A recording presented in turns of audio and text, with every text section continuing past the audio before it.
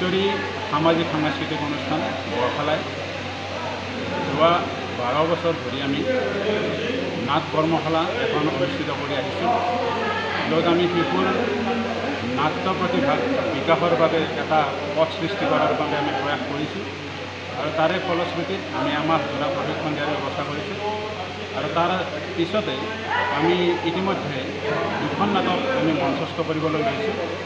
কুলেন চন্দ্ৰ দাসদেৱৰ ৰঘুনাথ আজি আমাৰ ভ্ৰাম্যমান নাট্যশৈলীত আমি প্ৰদৰ্শন কৰিবলৈ লৈছোঁ আজি ৰঘুনাথ, আৰু কাইলৈ আমাৰ প্ৰশিক্ষাৰ্থীসকলৰ দ্বাৰা আমি শব্দ নামেৰে গুগুল কলিতাদেৱৰ ৰচনা আৰু পৰিচালনাৰে শব্দ নামেৰে আমি এখন নাটক প্ৰদৰ্শন কৰিম।